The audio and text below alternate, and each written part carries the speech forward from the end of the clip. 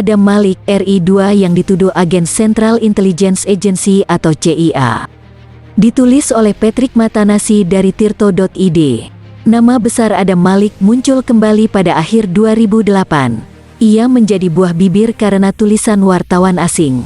Buku membongkar kegagalan CIA yang ditulis Tim Weiner, wartawan The New York Times peraih Pulitzer, menyebut Adam Malik agen Central Intelligence Agency atau CIA yang terlibat dalam operasi CIA di Indonesia. Hal ini mengacu dari pengakuan perwira CIA bernama Clyde McAvoy. "Saya merekrut dan mengontrol Adam Malik," ujar Clyde McAvoy dalam wawancaranya dengan Weiner pada 2005. Konon, McAvoy bertemu dengan Adam Malik di sebuah tempat rahasia di Jakarta pada tahun 1964. Pertemuan itu dilakukan ketika hubungan Indonesia dengan Amerika Serikat memburuk. Soekarno sendiri sangat anti-Barat dan anti-Amerika Serikat.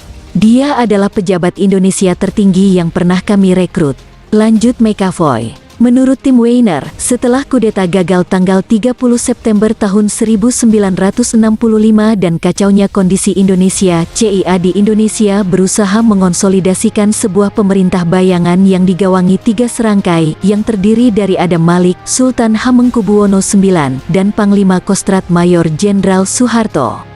Menurut dokumen rahasia tanggal 2 Desember tahun 1965 yang sudah diterbitkan The National Security Archive, Duta Besar Amerika untuk Indonesia, Marshall Green, telah menyediakan dana yang diminta oleh Adam Malik sebesar 50 juta rupiah, kini setara 434 miliar rupiah untuk kegiatan Gerakan Kesatuan Aksi Pengganyangan Gestapo. Dokumen itu berupa telegram dari Marshall Green kepada Bill Bundy yang menjabat asisten Menteri Luar Negeri untuk Timur Jauh.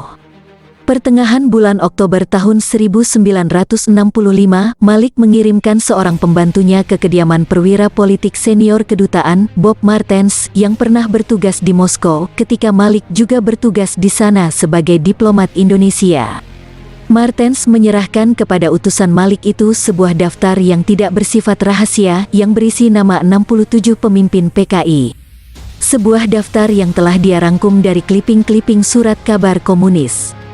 Tulis Tim Weiner, setelah Oktober tahun 1965 terjadi pembantaian besar yang kemudian dilupakan orang-orang Indonesia masa kini.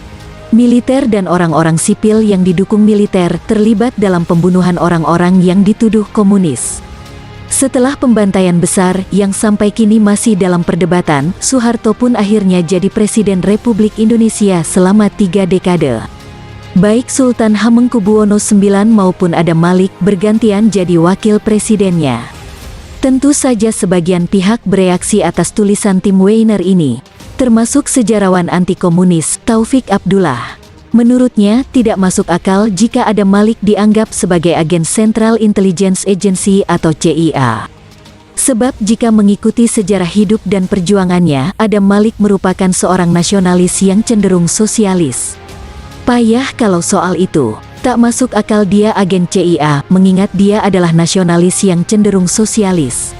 Apalagi dia berbasis sekolah agama pula, sangkal Taufik Abdullah. Menurut Taufik, Adam Malik memang salah satu tokoh penting di samping Soeharto dan Sri Sultan HB9 saat zaman peralihan menjelang Soekarno lengser.